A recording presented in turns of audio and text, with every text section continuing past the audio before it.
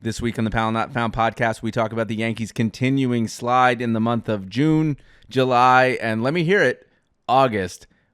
Let's talk about the Yankees this podcast episode. Let's go. I'm gonna tell you a story about a girl who loves gin. A national pandemic seized her birthday celebration. Although she knew it was coming, we tried not to tell her. She brewed some Irish breakfast tea. She knew her birthday was getting corona. Hey everybody, and welcome to the Powell Not Found podcast, episode 71, here for the week of August 10th, 2025. And if you're anything like me, you've just finished watching another bout of terrible baseball. The Yankees continue their June swoon with a July swoon and August swoon, and in the week that I've been gone have just showcased some of the worst baseball I have ever seen. Yankees fans are mad, as they should be. The organization continues to confound people with some of their decision making. Confidence is at an all-time low with this team, and I don't think that necessarily that's being overly critical, especially when you look past at what we've been watching over the last few years, going back to the 2021 season. The Yankees have a way to just find rock bottom wherever they go. Let me just give you a couple clips, and this is just off the top of the dome, of the things that I've missed since we've been out, and we took a week off last week. Let me just take you through a cavalcade of things that have happened with the Yankees. First, during a game, Austin Wells forgot how many outs there were on the bases. We've missed that. And walked off the base and got doubled off. Went on a post-game presser after the game, I believe it was against the Marlins, and said, "This can't happen." In that same Marlins series, Jazz Chisholm,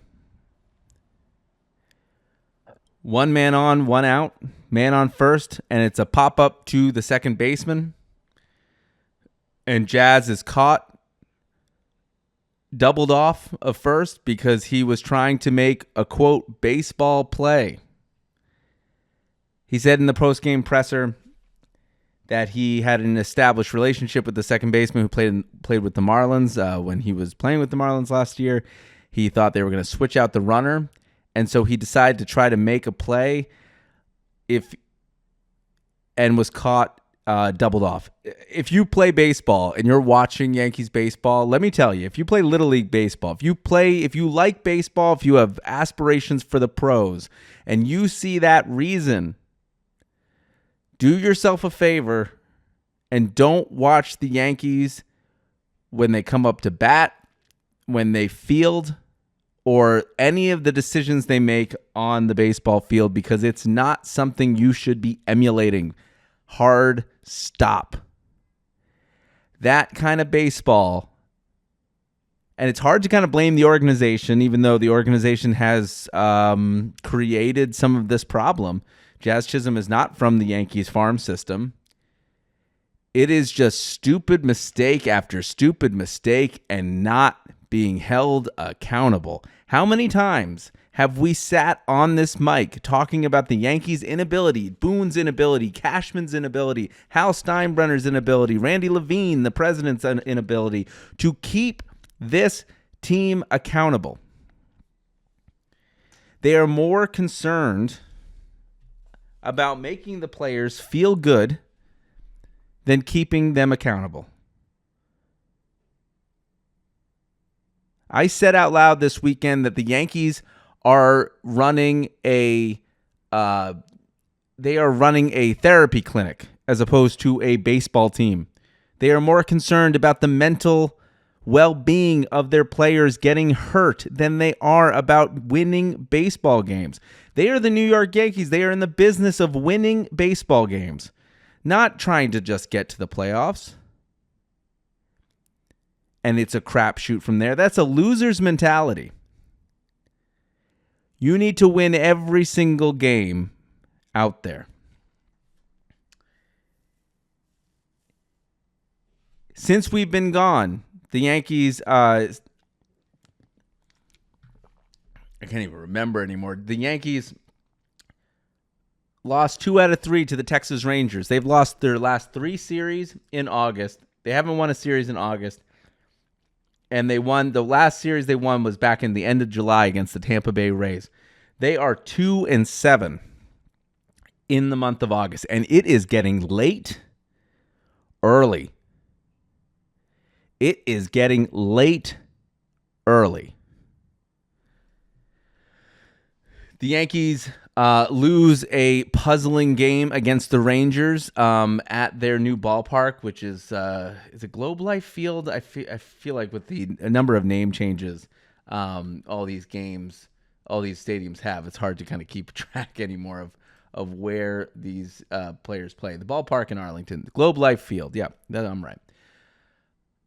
The Yankees lose a game in extra innings, and you almost now expect it when the Yankees go to extra innings that the game is just over. They're not going to be able to manufacture runs. There's nothing about their offense that would give you the indication that they can manufacture runs outside of the long ball. And again, in a series where your reliever, Devin Williams, had just struggled against the Marlins. Some gut-punching, blown saves opportunities against the Marlins. Boone goes to Devin Williams in the top of the 10th, and Devin Williams gives up the game-winning, gives up the game-tying hit, and then finally Bird kind of gives up 3. I mean, it's just, he gives up the game time run. Another blown save for Devin Williams in the beginning of that series. I mean, I think it's safe to say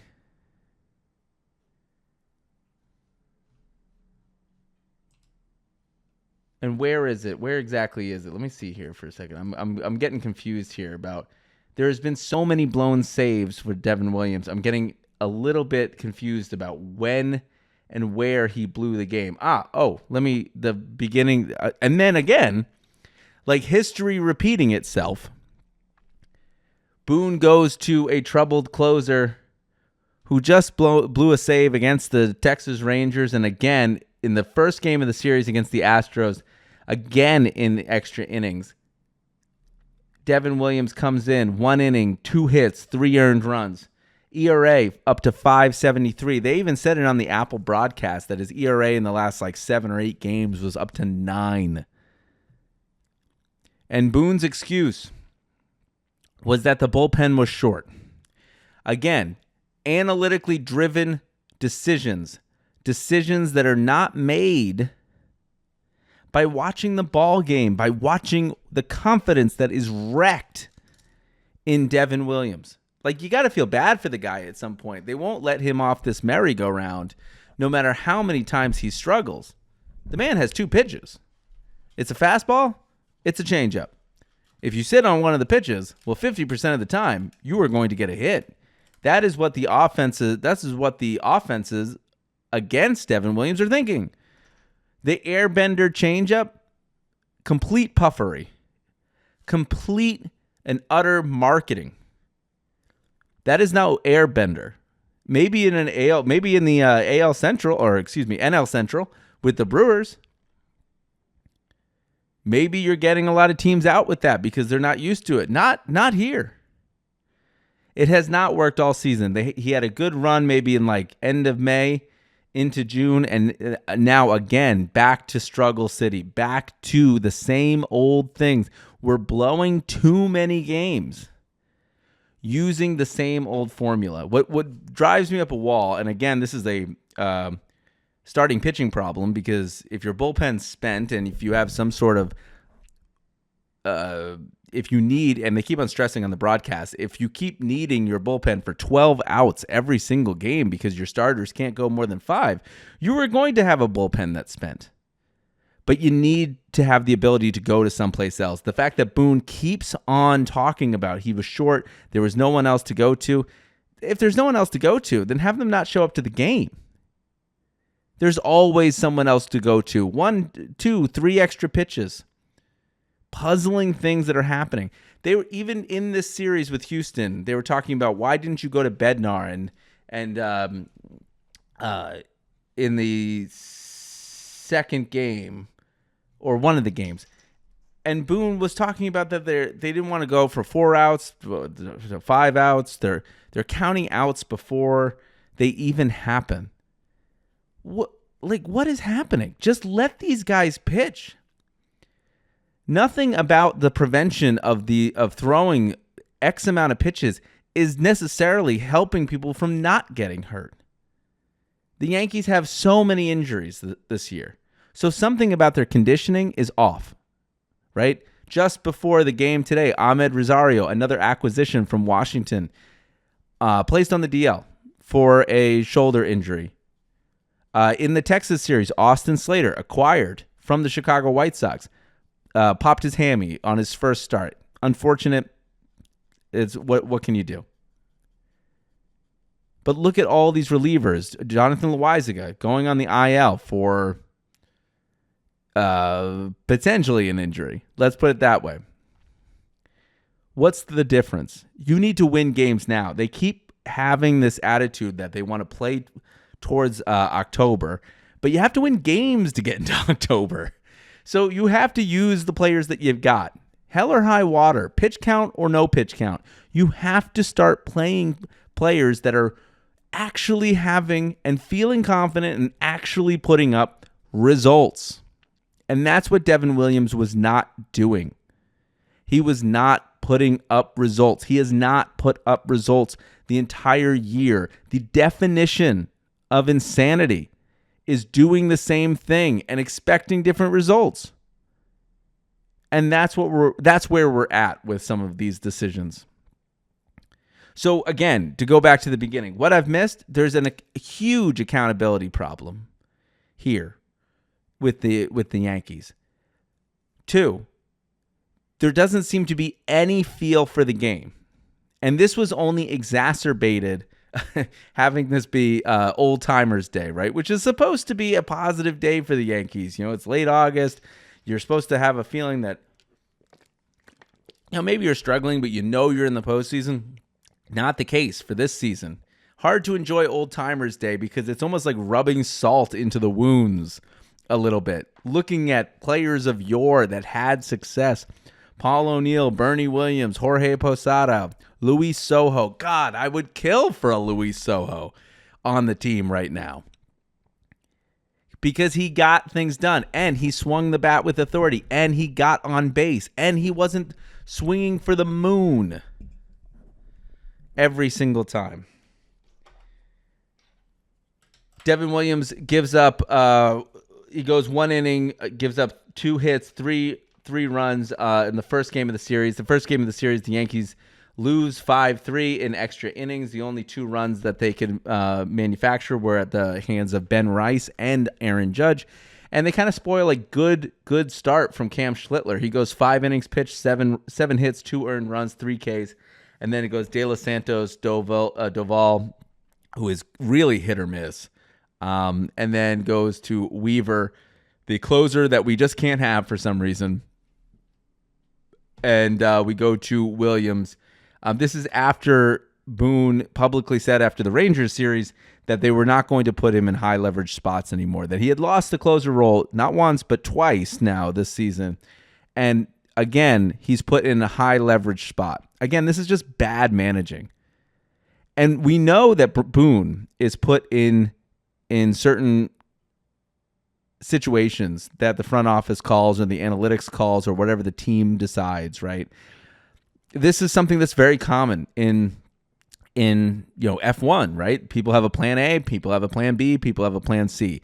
But you can hear them as they're driving, adjusting the plan according to the parameters of the race. This is something that Boone doesn't seem to have, a feel for the game, a feel for, hey, this is not the position to put Williams in. Hey, we know that maybe the day before Bednar had thrown a lot of pitches, but maybe you want to use the players that have given you results. And after the game, the first game, you're talking about a defeated sounding, a wrecked sounding closer. And this is where, as a human, outside of the ridiculousness of talking about baseball after it's happened and analyzing sports and, knowing that this is just a game that's played in everyone's pajamas, right? Like, you feel for the human here. And there's a clip that I just want to play here for you right now, which is Devin Williams after the game against another rough outing. After the Astros game. This is after the Marlins series, after the Rangers series, and now the Astros series. And this is the state of your closer that you acquired last year. Let's play that tape here. Let me make sure this is up, and let me fade, and let's hear that. Not making pitches. It's pretty simple. I stink right now, so. Aaron said you've been down this road before. You got consistent, but where is your confidence level right now? Yeah, I mean, they give me the ball. I try and do my best. I don't know. Do you feel confident right now? I mean, I'm not going to say it's as high as it's ever been. Obviously not, the way that things have been going. But I just need to put some good ones together, get the ball rolling in the right direction. This is a man who has run out of words to describe the situation that he's in. This is a broken closer. Now, today, Williams gets in the game in a 4-0 game and has a scoreless inning, right? And good for him. They finally decided to put him in lower leverage situations where he can succeed, build his confidence up. Took him a couple games. But you have a player saying to the media that he stinks right now. Important qualifier. Do you remember a time where Mariano Rivera said he stinks? No. Right? I remember Derek Jeter saying it right now. Being accountable. Sometimes he went 0 for 4, 0 for 8. My issue is that they kept on putting him in situations where he wasn't going to succeed. The Yankee organization seemed to have a penchant for yelling at the media when the media clearly picked up on something that someone's not right. And they blame the media for being too critical. It's like, too critical. I grew up in Boston, or in the Boston area. I grew up in New Hampshire, in the Boston Red Sox radio network. You know how critical the media was of the Red Sox every day before they won a World Series? They probably still are the same way, right? For them to be shocked that Yankee fans are being critical of Yankee fans, it's like, what media market do you think you're in? What's puzzling to me is that hearing on a post-game show is that we're going to try to find lower leverage situations, and then seeing him pop out in the top of the 10th because you didn't have anybody left, or in the bottom of the 10th or whatever, or top, whatever it was. Seeing him give up another run and another blow to his confidence. There is another piece of tape somewhere that is him after a Texas Rangers game, and somebody asks him, I wish I knew the reporter's name, but somebody asks him, is there anybody in the clubhouse that is helping you kind of get through this? And he takes a long pause. And finally, he musters up my family. That's a little lame, right? Like, no one in the clubhouse has gone up to him to try to build his confidence. There were media reports that Mariano Rivera, before he broke his Achilles, playing at the Old Timers game, which is just kind of funny. Horrible for him, but just kind of funny that it happened. It's like about time that someone tore something at that silly game.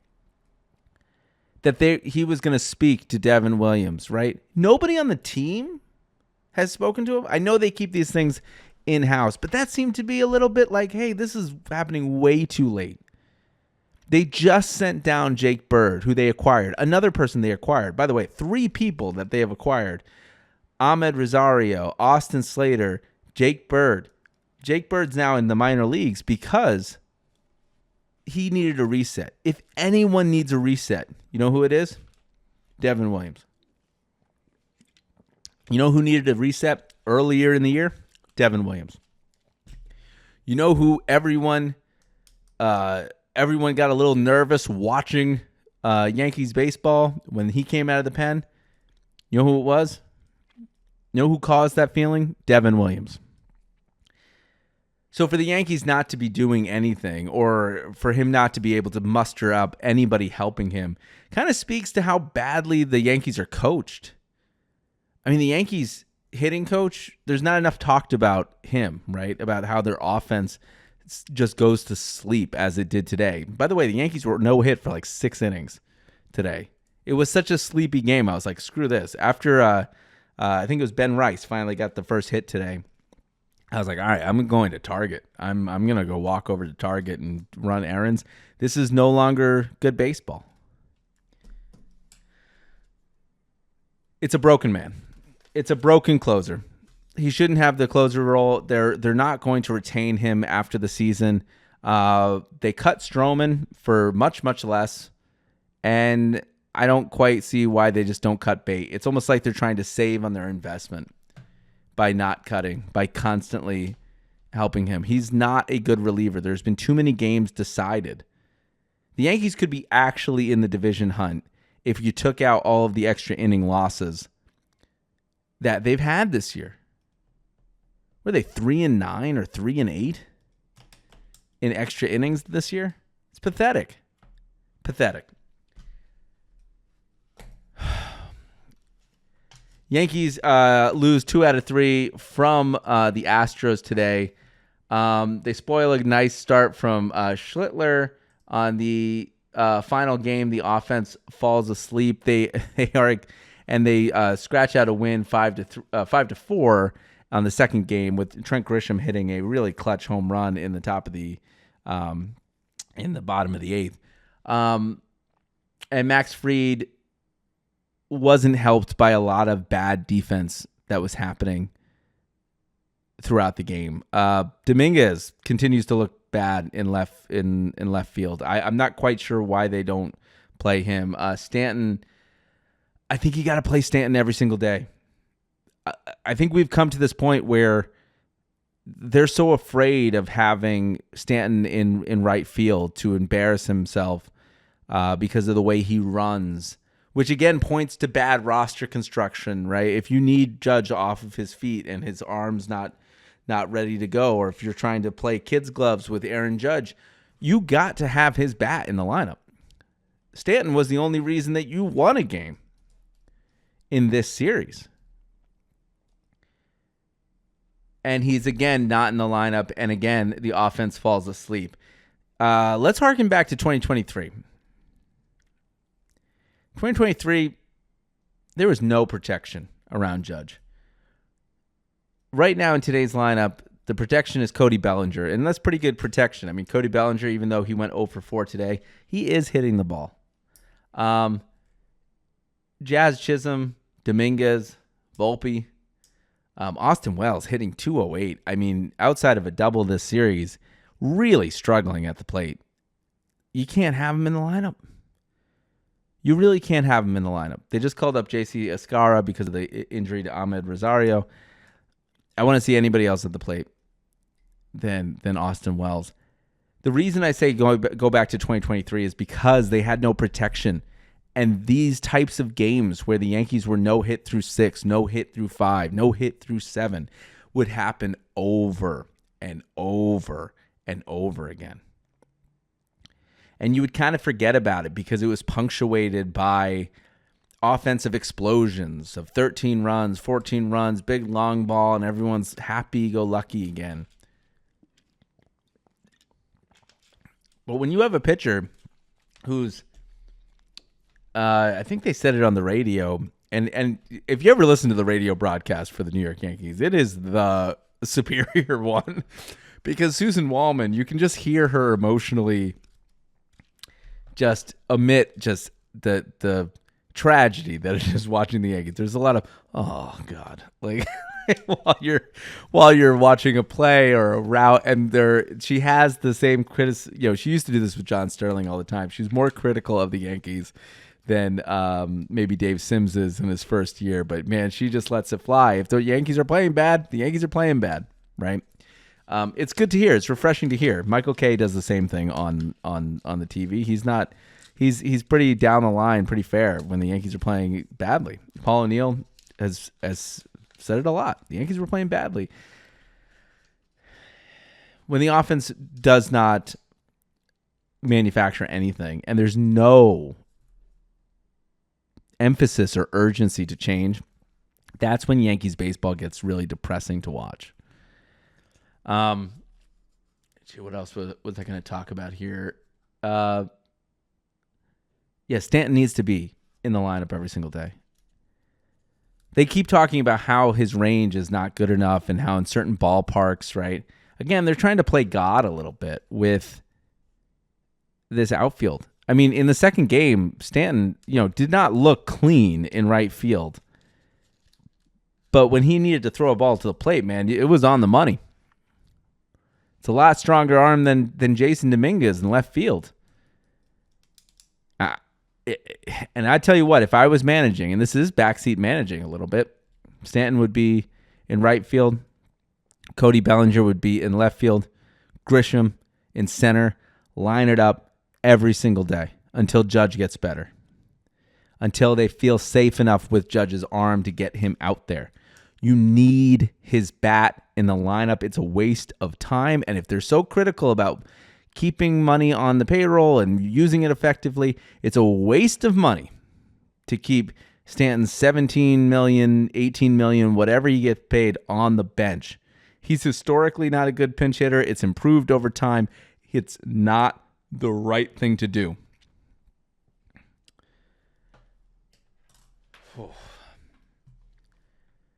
The Yankees got to change. The Yankees have to legitimately change their entire outlook. They can't keep on playing God. They can't keep on using these analytics in the way that they want to in order to just back up their points, especially when they're losing. The Yankees are 62-56. This amazingly constructed team is 6 games over 500. You know how much baseball you have to play? There's like 45, 46 left. In order to get to 90 wins, you have to go like 600, 700 baseball the rest of the way. It's just a little astounding. The old-timers game, the last kind of thing I want to bring up is that because this happens around the old-timers game, or as Roger Clemens like to call it, the alumni game, couple things happen. Mariano Rivera pops his Achilles, and that's really, really sad. I'm shocked it hasn't happened earlier. But when all of these guys come back and they talk about the baseball that they played and the accountability, it feels like a different era. It feels like a different sport. A-Rod and Derek Jeter on Fox during the racetrack game in Bristol, which was pretty cool. I feel like they didn't show the actual ballpark as much as you wanted to during the game, which is why anybody would care and tune into that game. They talked about the Yankees just making too many mistakes. And A-Rod talked about accountability, right? And about how, like, if they had done some of the mistakes that the Yankees would have, that other managers would bench them, would air them out. And they referenced a story, or a couple people have referenced the story. Derek Jeter referenced the story a long time ago when he, made out at third base in the last out of an inning, sat himself beside Joe Torre and took accountability, and he just waved him off, right? It doesn't have to be crazy, but there has to be something, some meat on the bone that's given to the people watching this, that it's not a waste of money to watch this. We're the New York Yankees. This is not the Colorado Rockies. This is not the Pittsburgh Pirates, where you go to the game because you want the vibes. The Washington Nationals are like that. You go to the game because it's more of a vibe. It's a restaurant that happens to have a baseball game going on in it. That's not what you expect with Yankees baseball. You expect competitive play. And instead, we're watching a groomed generation of prima donnas that were told that they were the best, the best, the best. And they can't possibly be told that they are not. I'm not buying anymore that this generation of players is the best they've got, especially when 50% of them are like the sons of sons that have played in baseball. Hell, our manager's like a third generation baseball player. You can't tell me that getting doubled off on a routine pop-up is the best player, that's just a mental gaffe. Well, I hate to break it to the Yankees, but these mental gaffes have been happening all season. And these mental gaffes have been happening for years. There is a reason the Yankees have not won since 2009. It's because they're poorly constructed and they favor exit velocity and athleticism over playing the game. Listen, you can get as many as athletic people as you want. If they don't know how to play the game, then you're going to lose games. Look at what happened. Even this last game, it wrapped up in the top of the ninth. The Astros scored 3 runs. 2 of them were on balls that didn't get past the infield. Right? Cody Bellinger, you can't blame him on his defense. He throws a ball that goes sideways. I mean, a ball drops from in shallow short, right?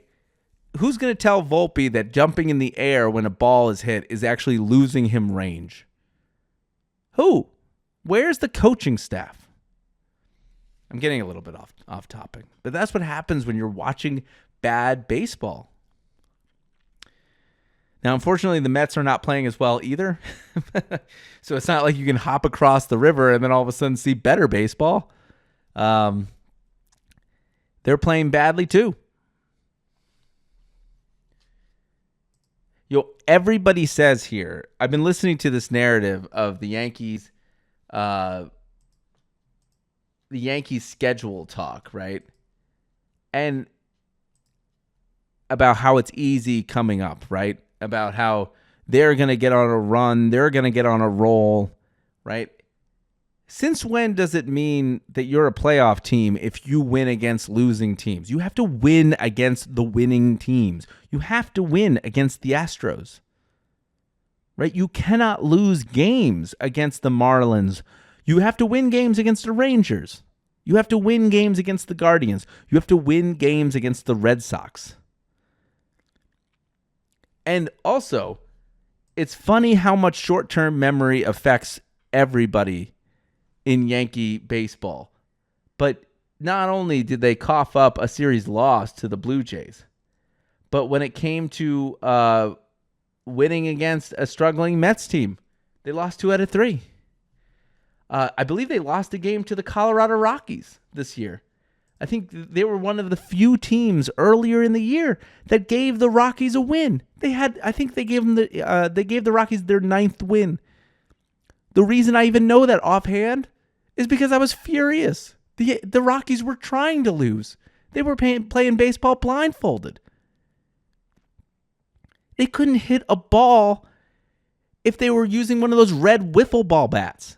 And the Yankees still found a way to lose to them. So don't give me that they're going to go on a run because they're facing bad teams. Bad teams like the Twins. Bad teams like the Cardinals. Bad teams like the Nationals. They will still find a way to lose. Because the Yankees cannot play fundamental baseball. And the Yankees cannot do the most important thing, change. Do something different. Look up from the spreadsheet and do something different. Call up Spencer Jones. You called up Cam Schlittler, and look what happened. He's making quality starts. Call up Spencer Jones. Give your offense something to chew on. Where's the team meeting? Right? Aren't we overdue for a public press conference about the way the team is playing? Aren't we a little bit overdue for Brian Cashman to go visit the Yankees before a game and give a little pep talk to the team? It's getting late early. This team is not a playoff team. And unfortunately, I don't know what you do to fix it. Because if organizationally, everyone in the minors is not being taught how to play baseball, real baseball, not exit velocity, uppercut swings, no bunting, bull crap, then what hope is there for the next decade of Yankees baseball? Is that a little bit too dramatic? Maybe.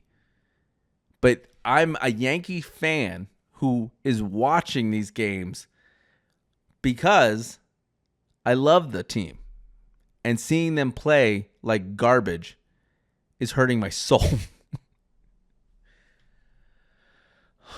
Oh, my goodness gracious. I'm trying to find, before here we go, I'm just trying to find any kind of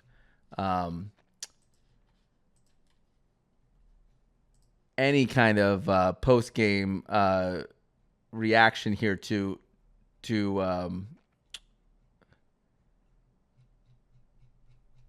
any kind of reaction to basically to react to.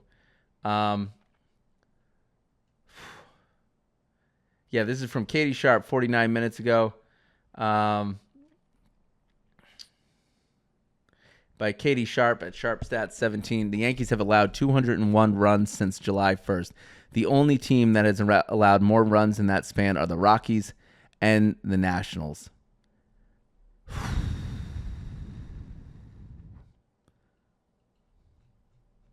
It's not always a good day when you're being compared to those teams. Not always a good day. Well, with that, we'll wrap it up. I know it's a very negative episode, but again, it's just tough to watch. It's tough to watch.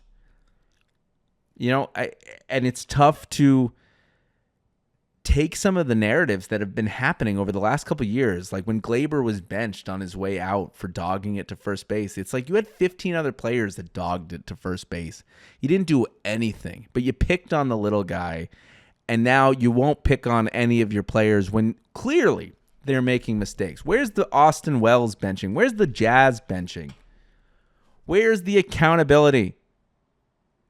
And unfortunately, because the Yankees are the most valuable franchise in sports, the Yankees are not going to make systematic changes. The Yankees are going to sit and they're going to watch it happen. And they're going to gaslight everybody at the end, saying that it was okay. We were decimated by injuries. We lost Cole. We lost Heel. We lost Schmidt. We lost all these players. So we couldn't possibly compete at the way that we wanted to compete. Hey, newsflash. Every other team in Major League Baseball has injuries. And they deal with it. The Houston Astros went to 7 straight ALCSs. They dealt with it. Right now, the Astros that took 2 out of 3, they're not playing with the best player in baseball, in Yordan Alvarez. One of the best players in baseball. Just stop making excuses and make the changes you need to make. You need to make it. Anyways, with that, we'll go ahead and end the show. Again, we'll come back next week with a movie review with something. I just had to get some of that Yankee stuff off my chest. Also, sorry, before I go, let me talk a little bit about Old Timers game. The Old Timers game was really refreshing because you had a lot of players that I grew up with come back, right? Roger Clemens, Andy Pettitte, Jorge Posada, right? These are no Derek Jeter, of course, because they're playing a game, right? And the funny thing is that Mariano Rivera, before he got hurt, right, he hits a frozen rope to left field, and his swing, ironically, looked better than most of the major league players did. Right? Like, no uppercut, just straight down on the baseball. I'm like, man, I think Mo can play. I think Mo might be signed. Then he pops his Achilles, and the reality of that is gone. But the best takeaways was seeing these old guys and seeing, also Torrey talk to the broadcast about how it should be a little bit more feel of the game mixed with analytics, right? There's too many people looking at iPads on the bench trying to find whether they were right or whether they were wrong about a certain call and not feeling and living and breathing the game. Having a sense of urgency, right? Like, you can't be involved in the game if you're looking at an iPad. You can't. How are you supporting your teammate when you look like someone crossing the street in 2025? When you look like every pedestrian on the road, over-involved in their phone? You're not involved in the game. You're trying to validate whether you really did strike out based on a good call or a bad call. That's what most of these players are doing. So don't give me that they're researching the pitcher. Do yourself a favor. Eyes up from the iPad, like Joe Torre said, and get in the game. And maybe turn this around. Have a team meeting. Hold people accountable. Let the team know that it won't be accepted. Hearing every George Steinbrenner story was a pleasure this weekend because they were honest and because it felt like it was a bygone era where the Yankees wanted to win. With that, we'll go ahead and end the show. Again, this is the Powell Not Found podcast, episode 71, where we talk about the Yankees losing 2 out of 3 to the Houston Astros, and the state of being a Yankees fan just got tougher.